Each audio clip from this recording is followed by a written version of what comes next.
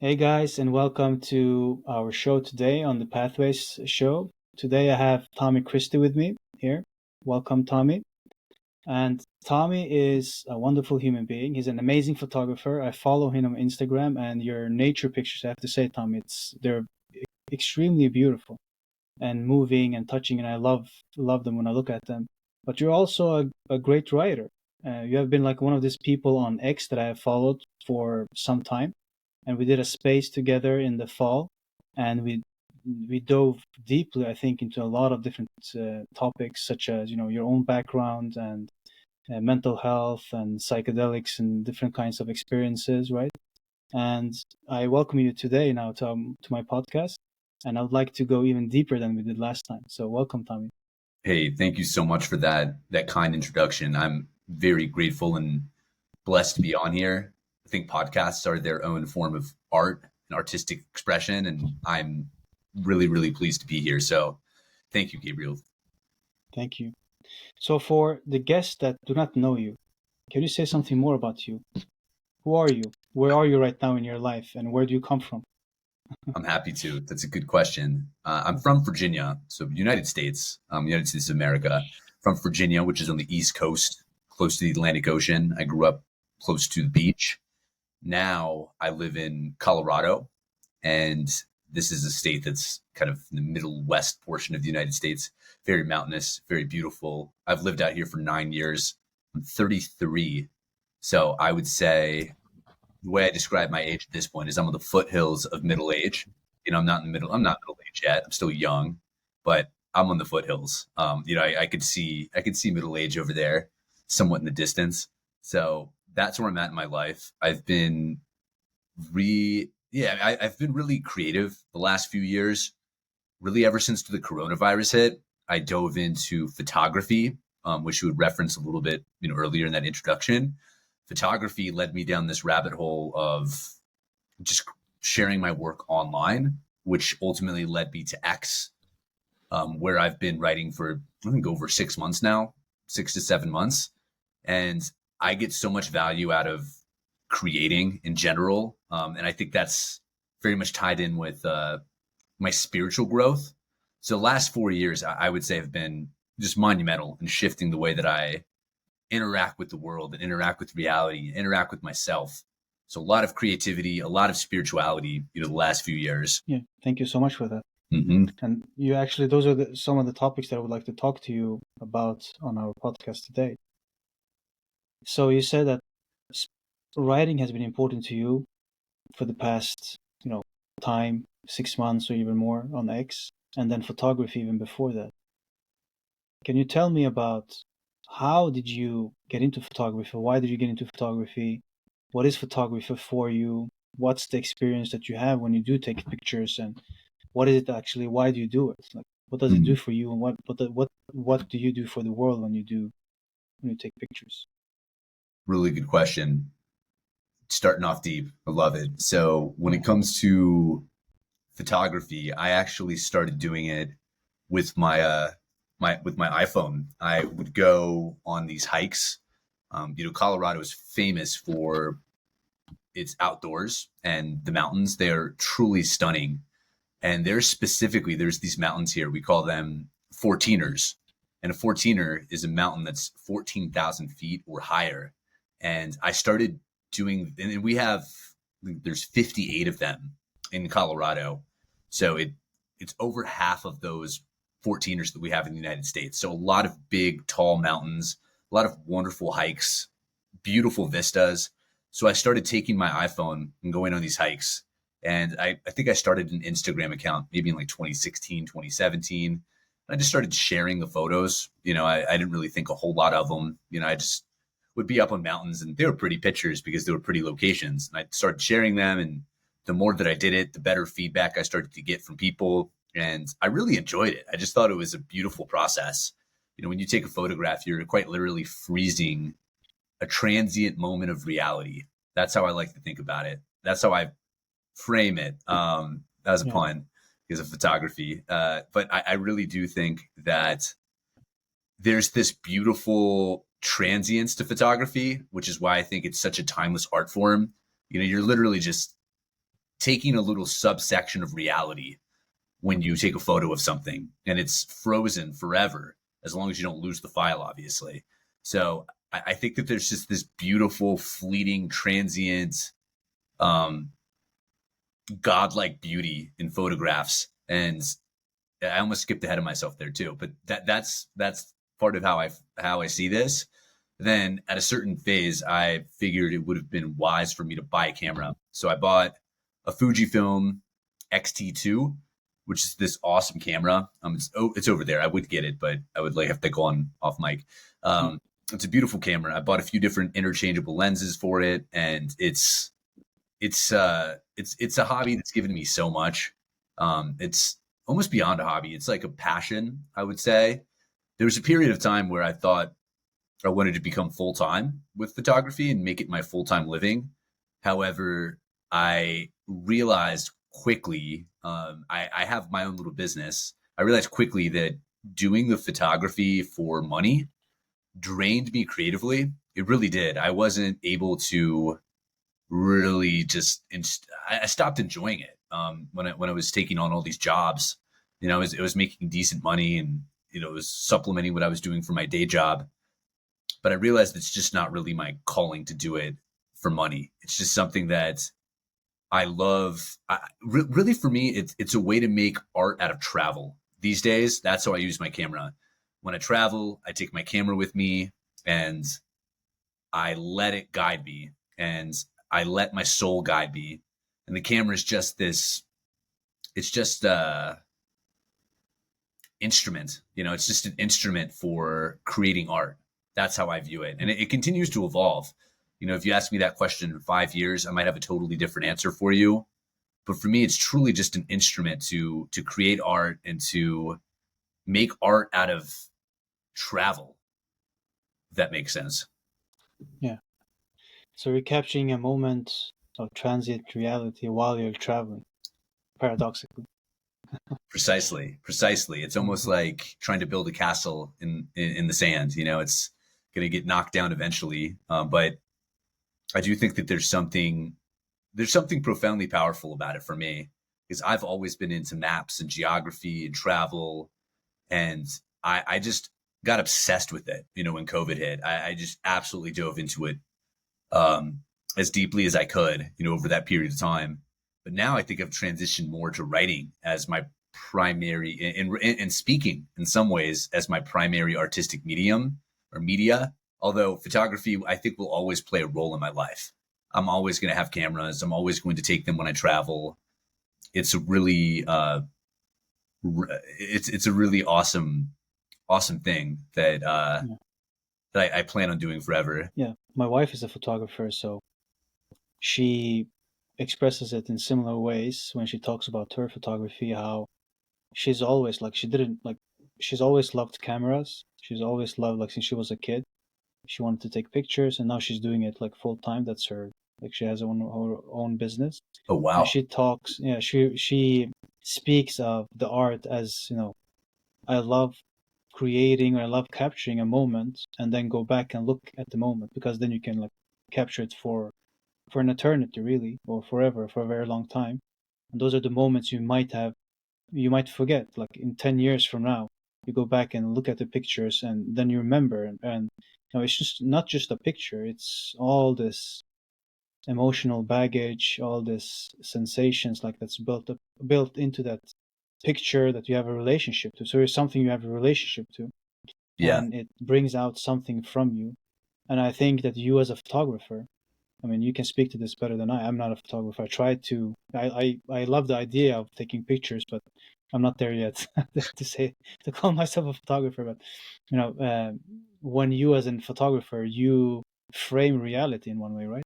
hmm You put yourself. It's like you take pictures of the world in the way that you want to see the world, in the way that you see the world, and your relationship to the world, to that reality, is something that you capture, and then you offer it to some other human beings, for example, to the world, to your social media following, or if you have a customer, obviously, it's to them as well. that's a really a great way to phrase it as well. I think photography, it's really just one of the craziest mediums of expression that are available. Because I don't think there's anything else, unless you were where you really capture reality like that, unless you carry a microphone around with you and record people, which would be really weird, you know, like no one Yeah. really does that. I guess video and photography are quite similar in that way, but I do think it's a beautiful medium that hasn't been around that long in the grand scheme of humanity. You know, I think cameras were really only I think in Civil War era in America, those are the first times that I can remember seeing photos of things. So I don't think cameras have been around for more than 150 years. So I still think it's an art form that's finding its identity. You know, it's like right now, I think is one of the golden ages of photography. And I think it's one of the worst times and best times to be a photographer. It's one of the worst times because everybody has a camera. Like literally everybody is posting photos. So in some ways, the average has like been brought down a little bit, but also everyone has a camera. So everything is getting documented. So we are seeing this, I think, explosion of photographic art. I think those primarily started on Instagram. I think Instagram, it's easy to make fun of Instagram. It's easy um, to smack talk it. And I think that there's plenty of critiques that are valid. You know, I'm not necessarily sure Instagram is great for us as humans, but I do think one of the very positive side effects of Instagram is bringing photography to the public consciousness and, you know, essentially giving everybody the platform to share their art. So I really think now is an awesome. It's the best time and it's the worst time to be a photographer because it's really saturated. It's harder to stand out. The only real way to like stand out is get really good. And I think it sounds like your wife is pretty good at Yeah. photography. Do you know what she uses? What kind of camera? I think she uses a Canon.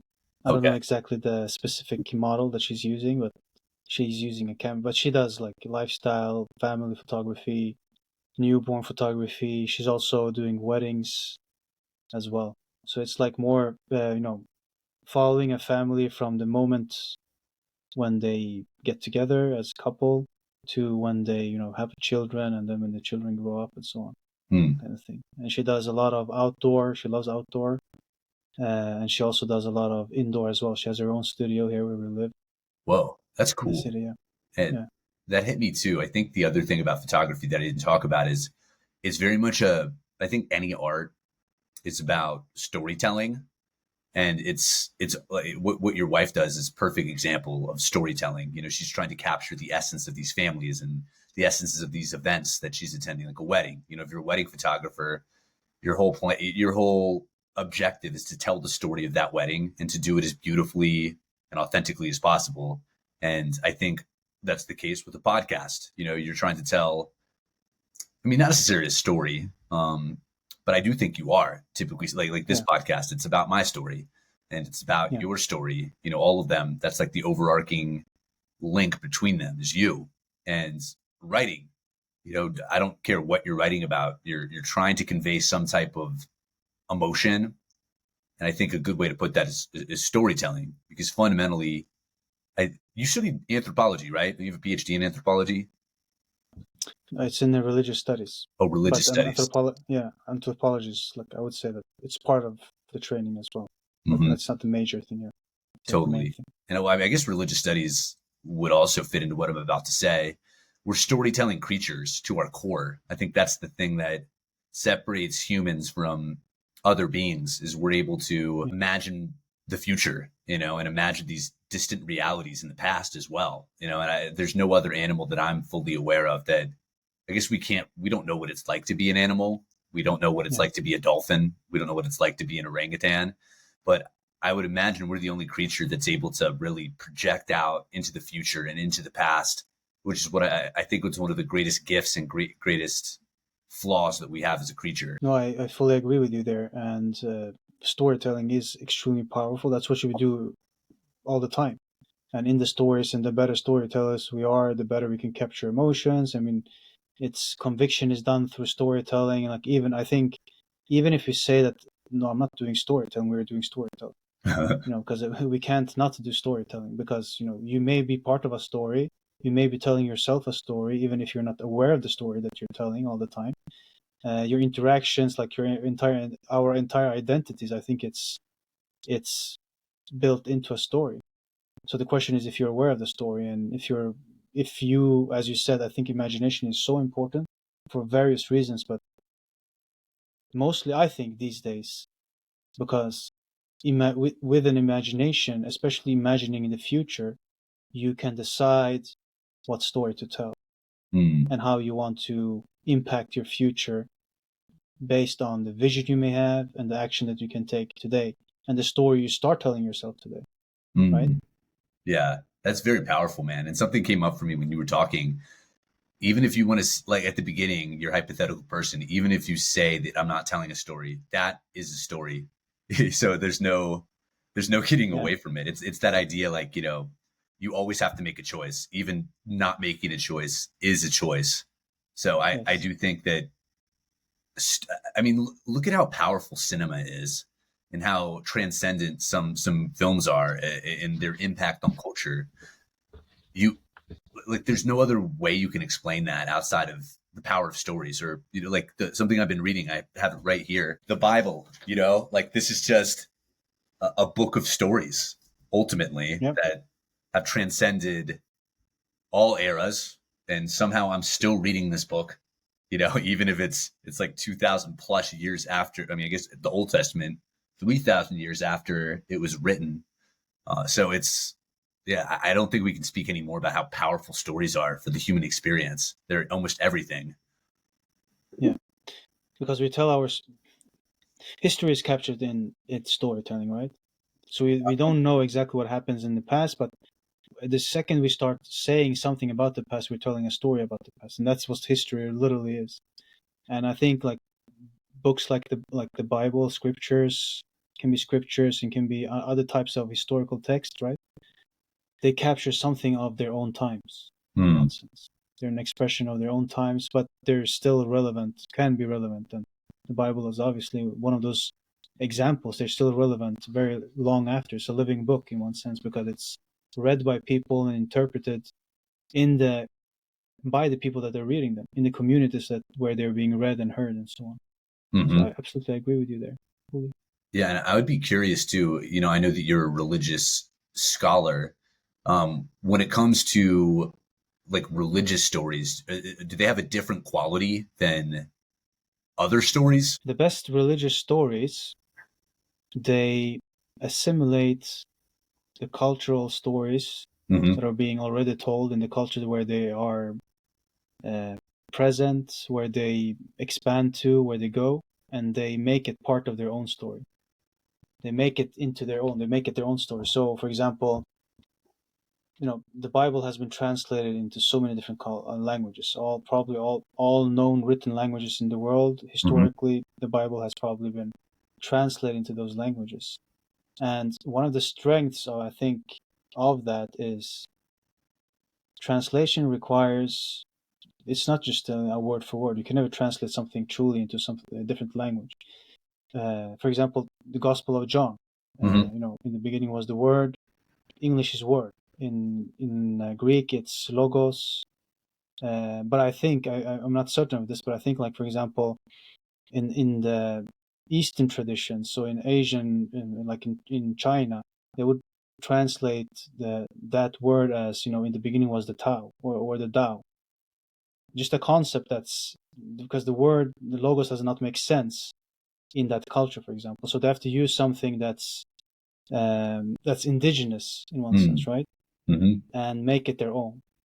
So the quality of the religious stories, they're so vast because if you look at the Bible, I mean, first of all, the Bible, like there's so much to say about it, but has a variety of different stories. Like if you look at the Old Testament or the Hebrew Bible, 1/3 of the Hebrew Bible, it's poetry. One Hmm. third. It's not Wow. only the Psalms. It's not only the Psalms. There's so much more that's also poetry. You have the narratives, you have the historical text, you have the Psalms, and you have the Lamentations. All this is in poetic form. If you look at the Hebrew text, for example, the original texts. I mean, the first five books. No, I'm talking about the entire Old Testament. So the Oh, Hebrew Bible is the Old Testament. Yeah, interesting. Okay. I didn't know that was synonymous. Interesting. yeah, yeah. yeah, in some scholars you call it the Hebrew Bible out of respect because it was actually, it is the Hebrew Bible. It was used by uh, Jews before it was used by Christians, or assimilated into Christianity, so to speak.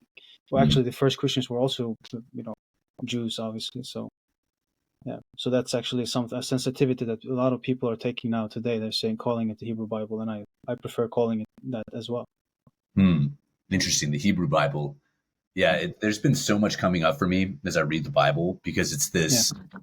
I mean, I think in some case you could make a very clear case. I think that it's the most important book ever written for our culture.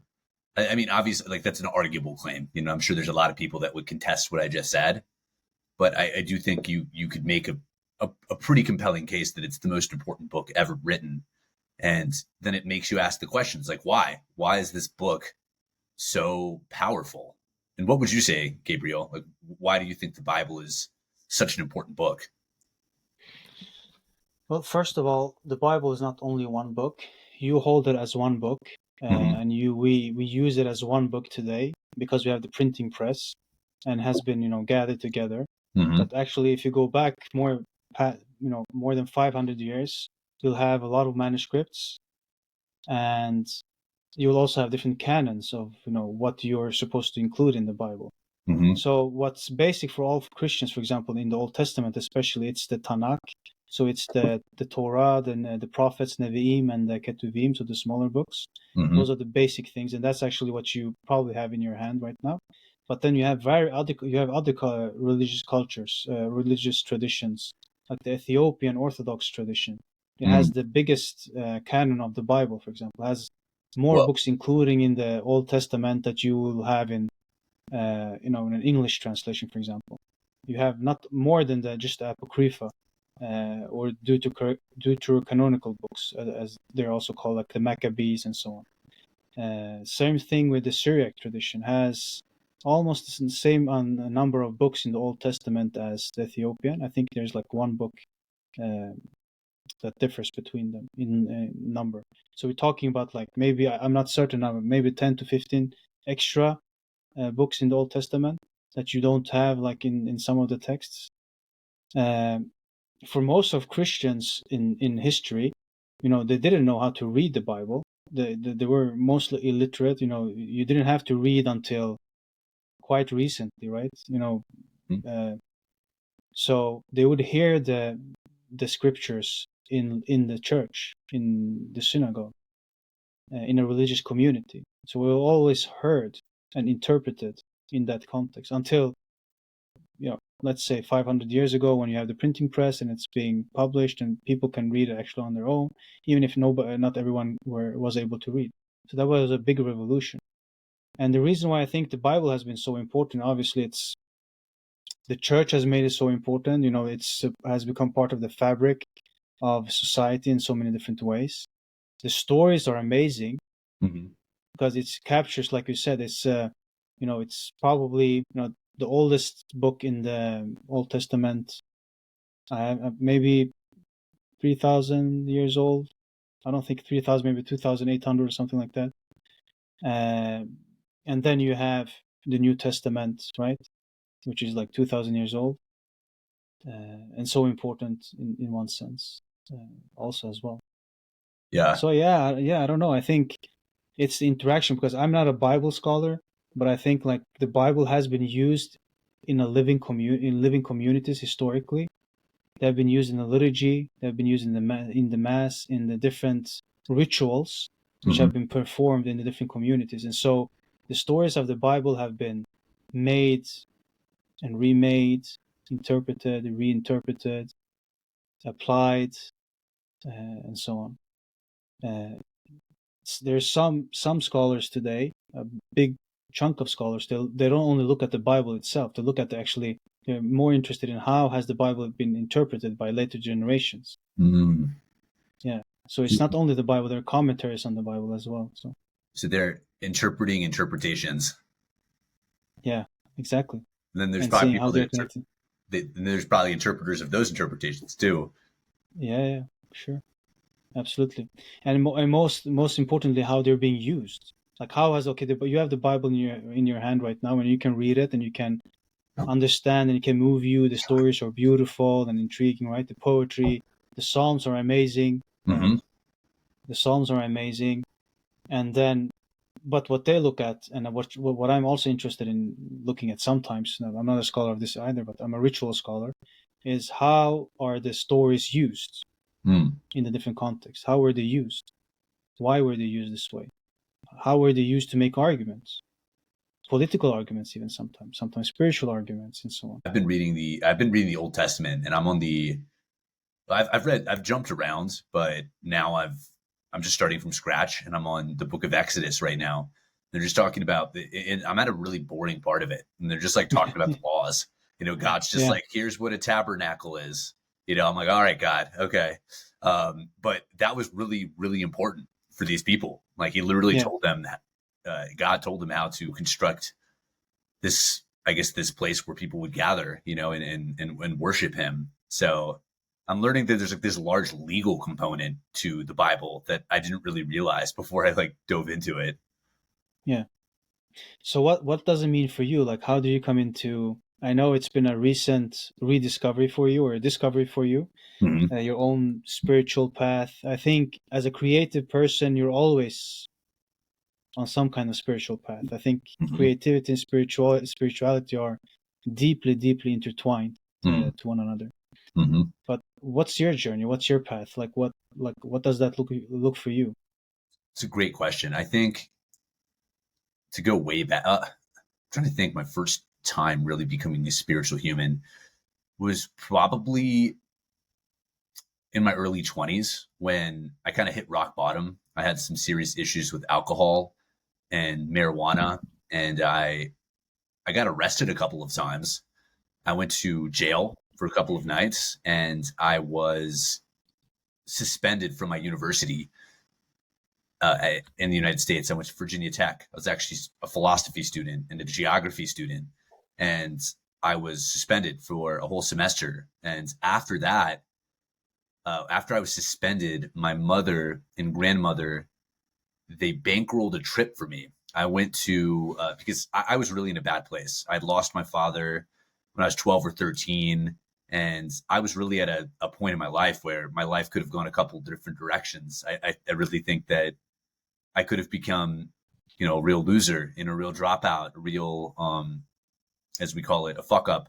And I was sent to the mountains of Wyoming, which is another gorgeous state. It's north of us here in Colorado. Wyoming's to the north, a really pretty state with a lot of mountains. And I was, uh, I did my grandmother and my mother bankrolled a trip for me to go there. It was called the National Outdoor Leadership School. And it was a 30-day trek with a backpack with some other kids that were, in their early 20s, late teens. And we were all together, like learning how to camp, learning how to make food in the outdoors, learning how to lead. It was a life changing experience. And I would say that trip was the first time I could ever really remember connecting with a higher power. Like, I remember I had a backpack, 50, 60 pound backpack, maybe 20, 30 kilos. So pretty heavy backpack. You were just hiking around. And I can just remember standing on the top of some of these mountain passes, and I just would like look around me. I'm like, what is this? Like, this is something. And I remember coming back from that trip with a true purpose. And that's when I just like, it was maybe a month after that trip. I got back to school, and, like they revoked my suspension and they gave me another chance. And I went back to school. I started studying philosophy and geography again. And I almost immediately found both meditation and psychedelics. I found magic mushrooms. I tried mushrooms probably a couple of months after that trip, and I that literally, I mean, that threw me down a really wild psychedelic rabbit hole for a few years, like the better part of 10 years, where I really experimented with a lot of different psychedelics. And then meditation. Crazily enough, I found meditation through a pickup artist. I was really at that point, for most of my life, I had been very unattractive to women, and I had no idea how to talk with women. And I was like, man, I really want to fix this problem that I have. Like, I have a terrible romantic life. So I learned that pickup artists are not the way to do this, but I had to go through this phase. It was a necessary stage of my evolution. I went to YouTube. I started watching some of these videos, and one of the pickup artists just like, hey, man, like, you got to be present. That's how you got, like the women love that when you're present. I was like, okay. I was like, how do I do that? And he was like, he talked about meditation and Eckhart Tolle. And I don't know how to pronounce his last name. Some people say Tolle, some say Tolle. This is a book that I think is very, I think it's one of the most important books written in the last 20 years because so many people I have met have been wildly influenced by it. The Power of Now. I read The Power of Now. I started meditating every day, for like 20 minutes. And I started doing psychedelics. So I would say it all started from that trip that I had in the outdoors. The outdoors, I learned there's very, very powerful healing properties to just being outside, enveloped within nature. I think so many of the issues that modern man has in these days, especially if you're in the Western world, I assume you're probably in a developed, in quotes, country, if you're listening to this podcast. I think so much of the woes that modern man experiences can be credited to our disconnection from nature. And that's what that trip taught me, is that just being enveloped by trees and mountains and trails, that like almost sucked the poison out of my wound, like in and of itself. And then right when I came back to society, I was just tossed down the spiritual path almost immediately. And I don't think that's a surprise. And then what is it, 2024 now? This is about 11 years after my experience in the outdoor, or 12 years after my experience in the outdoors, I've been coming back to Christianity because there was a certain point where, I was an atheist. Before that trip, I was an atheist. I had read The God Delusion by Richard Dawkins. I really went down the path of Sam Harris and Christopher Hitchens. Like, I remember I would go to YouTube and watch these videos of Sam Harris and Christopher Hitchens just demolishing, like these religious scholars. There's plenty of videos online if you want to find them. And I was like, look, I used to view religion as this archaic relic of a bygone era. The modern man, we are civilized. We're beyond the need for something like religion. We're rational with a capital R. And now I'm at this phase where I'm like, man, I don't know anymore. I think my ancestors were onto something. If you look at my last name, I literally have Christ in my last name. It's there. I looked up. It came from the island of Cyprus. It used to be Christofides, which meant Christ follower or Christ bearer. So I would imagine that generations of my ancestors likely followed Jesus Christ and worshiped the cross and worshiped the God of Abraham. And I think about that and I'm like, man, maybe if I I'm just reading the Bible right now just to read it, just to culture myself, because I don't really see another, like being a citizen here of the United States, I don't see a better way to culture myself. And I don't see a better way to connect with my ancestors than to read this book. So that's my very long-winded answer to that question. So you're in search for something, right? You're in Meaning. search for meaning. Yeah, I'd say that's it. Yeah, but meaning is also for you going back, right? You mentioned ancestors. You mentioned Cyprus. You mentioned the forefathers and the path that they were probably on, which is yes, they were probably Christians, right? Mm-hmm. Yeah. Yeah. And so what have you so far, like your journey with the Bible, I guess, with scriptures, what has it done for you, right?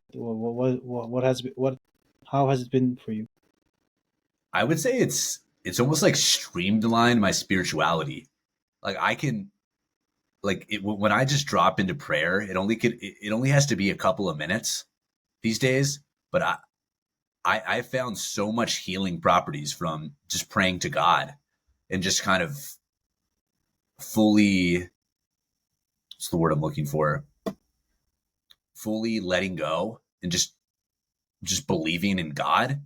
And I've noticed all these boons and positive things coming into my life recently, just because I've I've let go and I've trusted this higher power for the first time ever.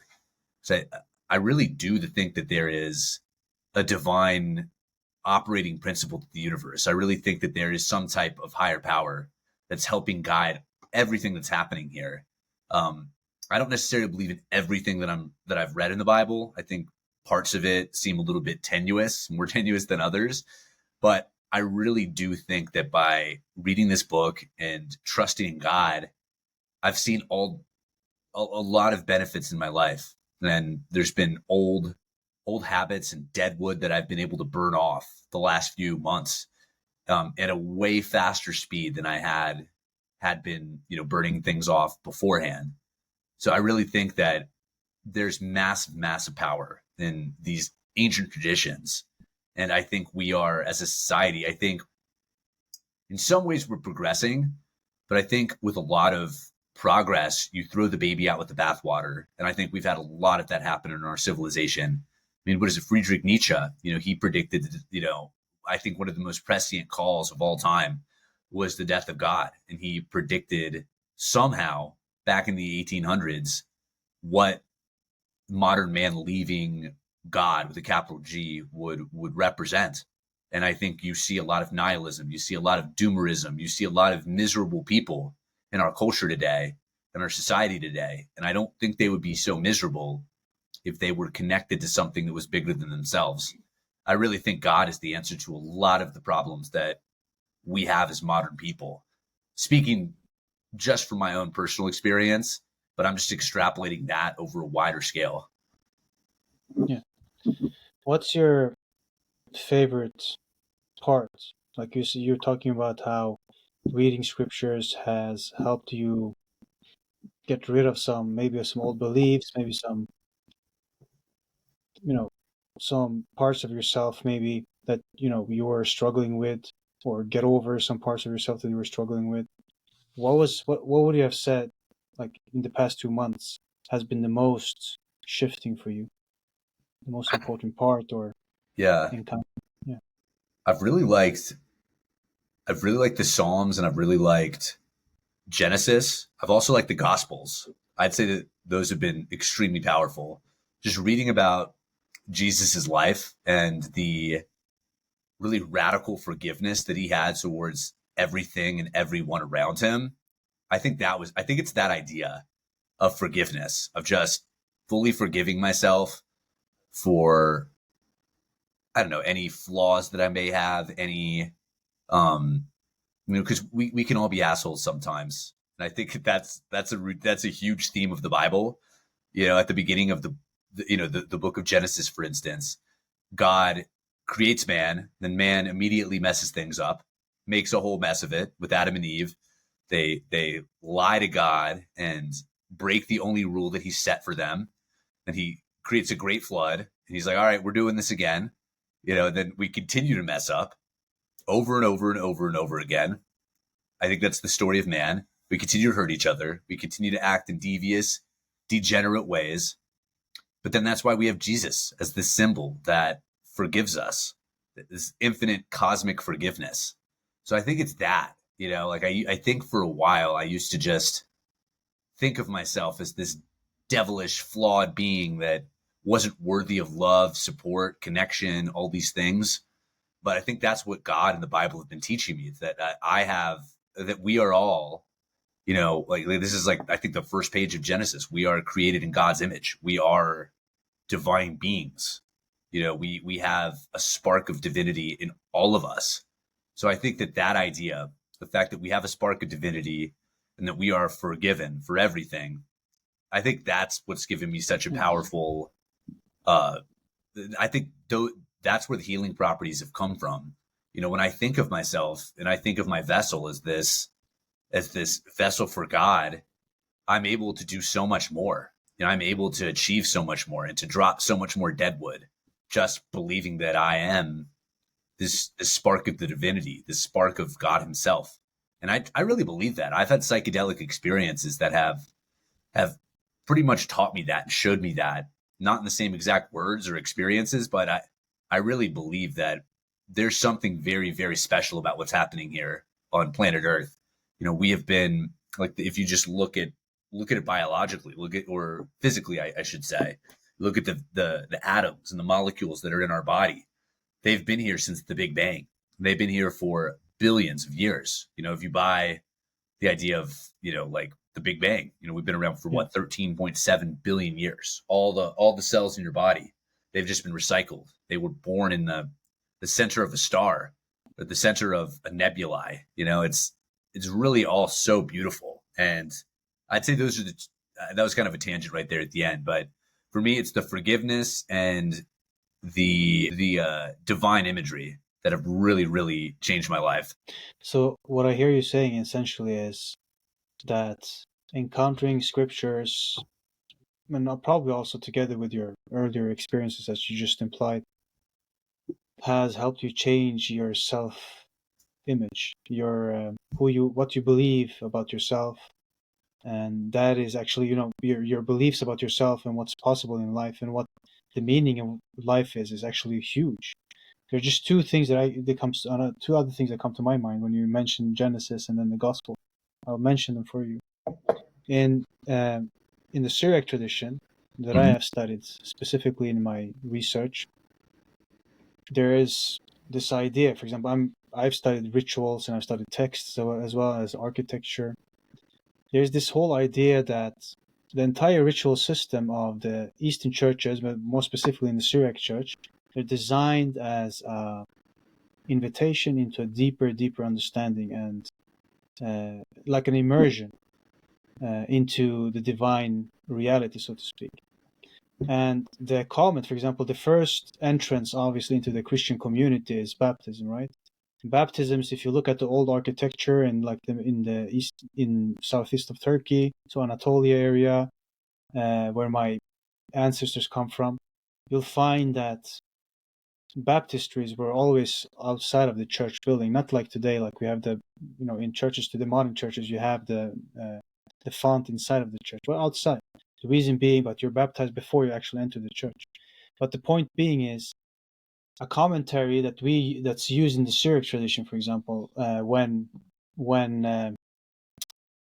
the newly baptized person receives the Eucharist for the first time, so the communion for the first time, it's sung.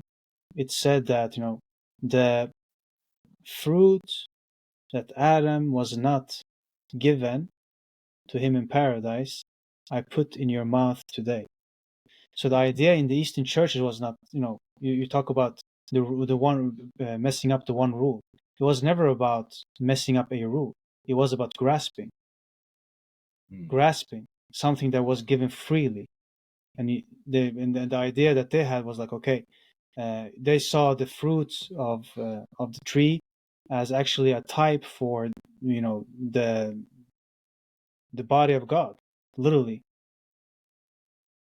Seeing it as it was going to be given to Adam and Eve had they not tried to grasp it, so to speak. So it was actually what they were waiting for, what they wanted for themselves to become gods, which is what that symbolized for them, right? Was Mm-hmm. going to be given to them freely and completely. So the purpose of their life would have been met, but it's not something that you can grasp and take and keep for yourself. It actually has to be given freely and received freely. That's one thing that comes to my mind. And the second part is the Gospels and what you're saying that speaks, I think, to your story that you just said now and how you understand your own change and shift and impact from reading all of this. The story about in I think it's in the Gospel of Mark, where Peter, he encounters Jesus, and like Jesus comes to them in the morning when they're out fishing on the lake, Mm-hmm. and they've been fishing all night, and the entire morning they haven't caught any fish. Yeah, I know And this one. then Jesus tells them, throw out the net, and then they catch a lot of fish. And then it's as if Peter all of a sudden realizes that he's standing before somebody who's great, and then he falls on his knees and says, "Go away from me, I'm a sinner." And the answer is, "Fear not, I will make you into a fisher of men." That entire that interaction for me is what you're describing to me right now about your own shift. What is that? Namely, the shift from understanding yourself as a sinner, which is extremely limiting. I have these flaws. Uh, I have this situation in my life, and I can't do this. I can't do that. I have my past, you know, perhaps sins or whatever stuff that I've done that I'm not very proud of. I have the limits of my life, but in fact, you know, the invitation is that you're much more than what you think you are. You're much more than what you think you are. That's a pretty good way to put it. Yeah, I do think, I think that so many people, if they had that revelation, would be in a better place in their life. Because I think the lowest vibrational state for a human being is a state of guilt and a state of shame. And you see it again in the book of Genesis, like when Adam and Eve, when they eat the apple, and I think it's after they eat the apple, like they feel, they see themselves and they're naked, they feel self-conscious and they feel ashamed. And I think that that is like the lowest state that we can embody as humans, is that state. And I think whatever stories we can tell ourselves that remove us from guilt and shame and take that away from us, I think are a net good for us. You know, I think Yeah, whatever it moves us up. That do you know David Hawkins? You know, the guy who wrote but he has this something called the maps of consciousness. It's a really powerful mental model. I've yeah, I've heard of it, but I've never read it. Yeah, well, he ranks human consciousness on this spectrum. 0 is like the lowest, most fear, guilt based place you could ever exist. Then 1,000 is like pretty much transcendence, Buddha, Jesus, enlightenment. You know, like 1,000 is just pure. You are universal consciousness, and I think as if we can level up as many humans as possible in our lifetime, I think that's one of the most noble things that we can do, is moving ourselves up these different rings of consciousness. I don't know though if I would call. I'm not sure that I would call it levels. Hmm. I think it's accessible to us immediately. It's just layers. I think layers of self-understanding, limiting beliefs, layers of habits, thought habits, actions, Hmm. behaviors that stops us from actually seeing this to be true. That's also the thing because you talk about the spark. You mentioned the spark, and that's actually a theme in the early church as well. You know, the spermatikos logi, and the seed of the logos of the word, so to speak, is is thought to be. This is like in the 2nd century, thought to be part of every single you know creature on earth, not only in fact human beings, and mostly it's applied to human beings, and that's what you have in the Gospel of John in the beginning of the Son of God came into the world, and he's giving light to every single human being, right? Every being is being enlightened by it. So I think that the spark is there. I think that, as you said, the nature is there. It's just hindrances in our pathway to actually seeing that immediately. Hmm. Yeah, I think we delude ourselves, and I think there's systems societally that are set up to help delude us as well, so we can collectively delude ourselves. And I think, unfortunately, it's really ironic, but I think science in some ways is used as this almost instrument to delude us, which is bizarre because I think I'm a believer in science, you know, in the scientific method. I think it's brought us so many boons as a culture. But I think a lot of us get involved or get tied into this almost religious like scientism with the capital S, where everything has to be rationally understood. And if you can't explain it in this very clear, logical way, then it's not valid. And I think that that's just mistaken, you know, in some ways, because I think this human experience, it's weirder than we can even hope to understand. You know, like the reality is like look at what's happening right now. We are just like, you look at this weird meat suit you have. Like, does any of this make sense? Like, why is any of this here? I Yeah, don't know. I have no idea. The more I learn about my own life, and the more I learn about the universe and God, the more confused I get, and the more I realize that it doesn't even have to make sense. yeah. The answer lies in the question, and I think when it comes to science, I scientism is a big thing, and I think that there's no scientific study that has shown that scientific knowledge is the only valid knowledge. Yeah, that's a mic drop right there. Yeah, I agree with you, because you would need to. Yeah, you can't prove that scientifically. There's no No, proof. it's That, not. It's not. And also, I think, like, if you go into like philosophy, because you studied philosophy Mhm. in college, right? Yes, exactly. Philosophy of knowledge, for example, Epistemology. uh, exact epistemology. You'll discover that what we say is true right now, and also reality is bigger than we can ever hope to grasp. Hmm. And so, if it wasn't true that reality is bigger than we hope to grasp, if it wasn't true that what we say, even what science shows to be true at this moment is true at this moment. It Mm. means that as we amass more information and more data, as we our methods become better and better, we have these big shifts in science, right? Paradigm shifts that put everything upside down, and then our models don't even work, and then we have to build something from scratch again. Uh, if it weren't true that reality is bigger than we can ever hope to grasp, then scientific progress would not be possible. Mm. I see what you're saying. I mean, and there's no scientific principle that would necessarily debunk the fact that all the laws of physics could change in 1 second, and all of the things that we've observed could just change on a dime. Not that they would change. I think that our understanding of them would change. Hmm. Or either could happen. Yeah, I guess. Yeah, Yeah, I think science is a beautiful, beautiful thing, but I don't think it's a replacement for God. And I don't think it's a replacement for religion in any way. I think they're both intertwined and should work to complement each other because they're both beautiful, beautiful tools. I think that's the way I'd like to think about science. It's yeah, a beautiful, beautiful tool for understanding reality and helping us engineer solutions to the various problems we have. I mean, look at what we're doing right now. For instance, like I think you're in Sweden, right? yeah, I'm in Colorado. We're likely 4,000 miles, probably more, probably 5,000 yeah. miles away from each other. Yet we're having this conversation like you're in the room with me. This would not be possible without a lot of wild scientific innovations. Yes, I agree with you fully. Actually, I Hmm. don't think there will. I think human beings are rational to some extent. We're emotional beings, but we are also spiritual beings. Mm. And we all I think we have all these kinds of different needs, and uh, the one need cannot be met by something else that cannot meet that. You cannot get unthirsty, slack your thirst by eating food, for example.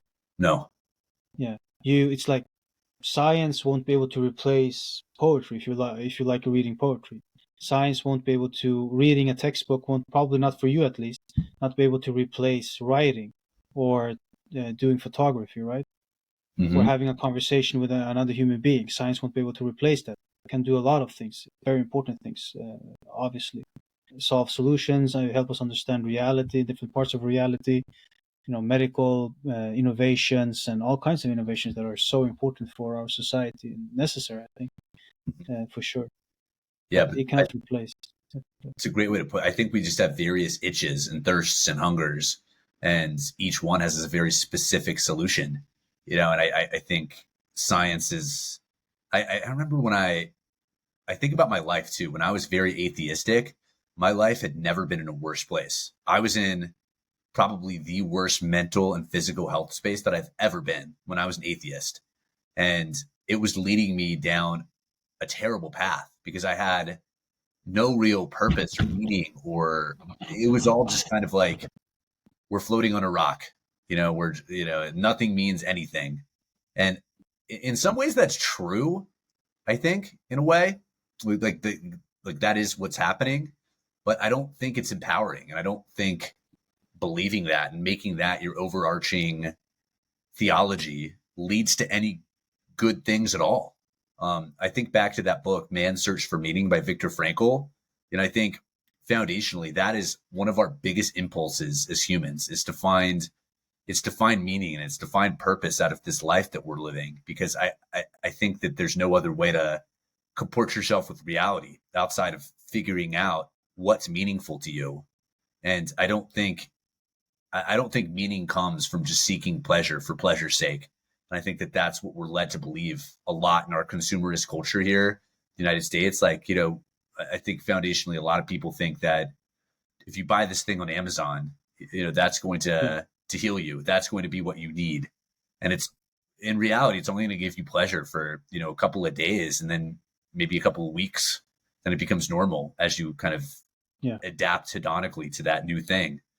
So I think the solution is it's not material. It's something spiritual.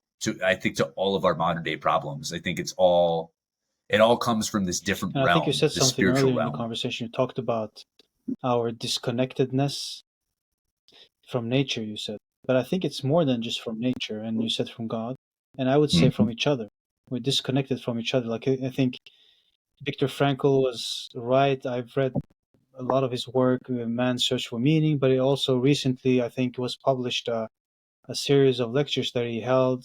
They were recently translated into English. I've read some of Mm. them, and where he predicts that in our day and age, and this was 50 years ago, right, 40 years ago, uh, we're living in a meaning Mm-hmm. crisis, and this sense of meaninglessness is going to be a mental health crisis, and he's completely right. Aaron Antonovsky, another psychologist, Wow. who he created this. It's called sense of coherence, theory that tries to explain like what it, not, he was one of the first pioneers that looked at not only what's wrong with a human being, like, because the psychologist and psychology in general has traditionally been prone to looking at uh, finding what's wrong with you. I mean, like, what diagnosis do you have? Do you have depression? What can we do with the depression? But he looked at Mm. human beings that are doing well, that are thriving, what's present in their life. And then he came up with this sense of coherence. And one of the key factors of sense of coherence is a sense of meaning. Another one is like manageability. They can manage your life and you can Mm. understand what's going on and so on. Understand, yeah, Yeah. comprehensibility. Like Like you agency comprehend what's almost. going on or what you're supposed to do. But meaning is one of the foundational keys actually to having a good mental health. And I think meaning is, as you said, being part of something bigger, but that bigger can also be a community. I'm doing this for a community. Then Mm. you may have a sense that this community is part of Mm-hmm. something bigger. Even you can go into nature and think, okay, wow, there's something here. Like as you had that kind of experience, right? So I think community is huge, and I think we have a lack of Mm-hmm. community in Western society today. We're disconnected from each other. I agree. I feel it all the time, every day, because I have a sales job that is remote, which is a huge blessing in some senses because it allows me the time and space to not have to worry about a commute. I can just open up my laptop. But then again, I'm not. I feel this lack of brotherhood in my life that's been it's been getting stronger and stronger, and I think it's a very very deep sensation because I think it stems from the fact that we're hunter gatherers, by like literally that's what we are designed to do. But we wake up in this weird world where we're not hunting and gathering anymore. We're in houses, we are in cars, we are in these cities that I don't think are really optimized for our spiritual well-being. I think they're optimized for something else. They're optimized for economic activity, and they're very very good at facilitating that, and they're very very good at facilitating, Yeah. I think, scientific innovation as well. I think people are really eager these days to really critique capitalism completely and utterly. And I just think that that's so misinformed historically and like philosophically, because it's like we are inseparable from the system and that we find ourselves in. But I don't think capitalism has a good No. solution to spirituality. Yeah. I think capitalism is a great system for, again, facilitating economic growth and human thriving in a lot of ways. We wouldn't be able to eat the food that we have today or have the iPhone. Having an iPhone is an incredible thing. If you think about that, that's a like how many humans in the history of humanity have had an iPhone? Not a lot. Hundreds of millions, maybe billions, but that's about it. So I really think that we're living in an incredible age It's just it has very high highs, Yeah. very low No, lows. I think that actually makes sense.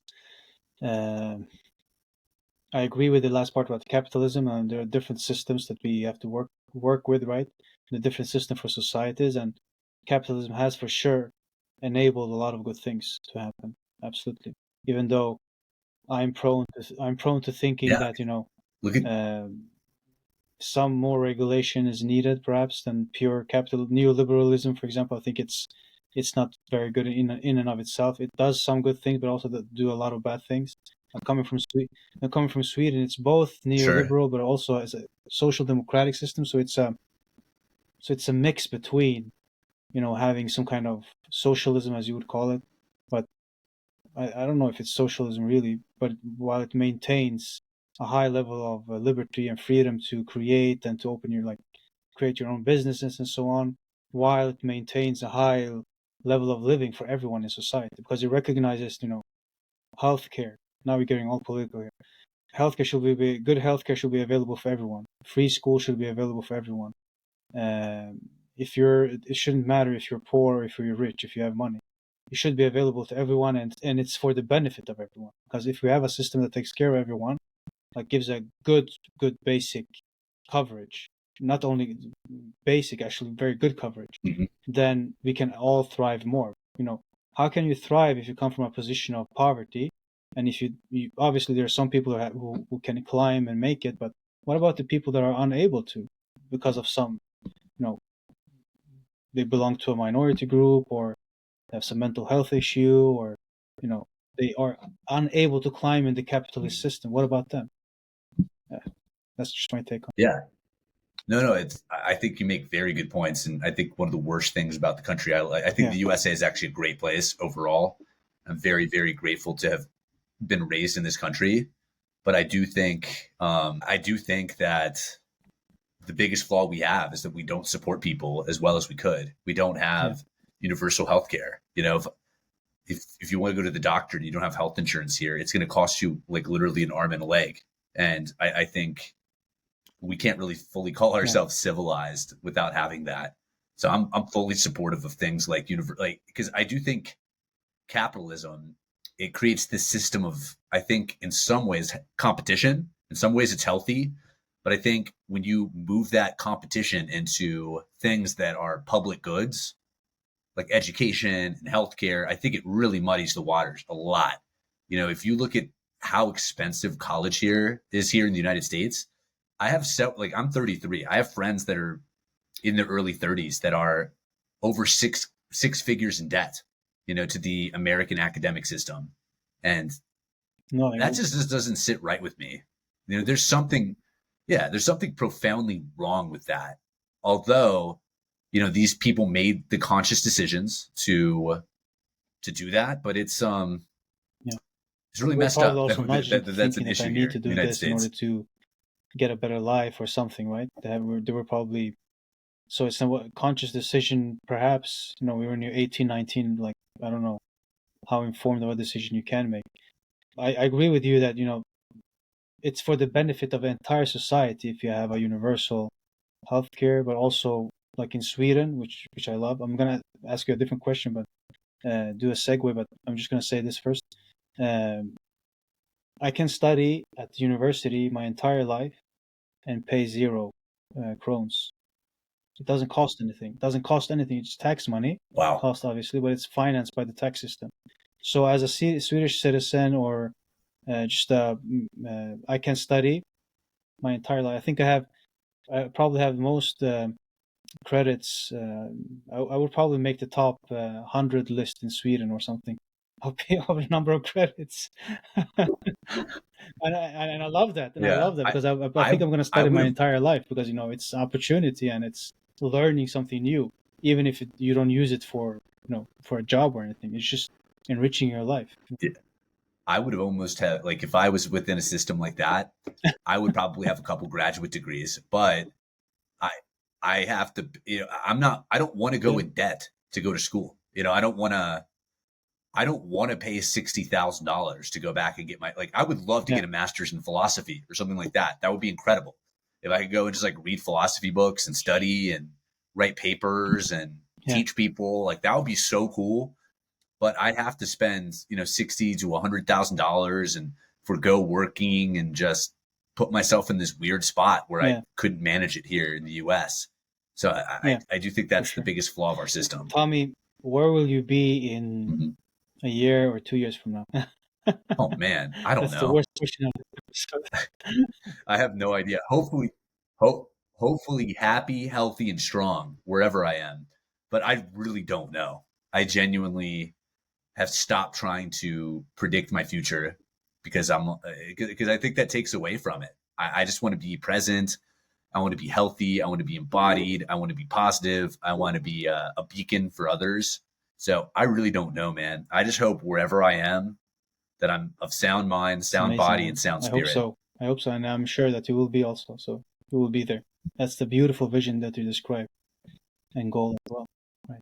I appreciate you Thank you, having you brother. here, and thank you so much for this wonderful conversation, Tom. Yeah, you're a very gifted podcaster and interviewer, Gabriel, and I hope you have a wonderful evening, Yeah, it's day, evening or right now. whatever it is for Thank you, you. Tom. All right, later.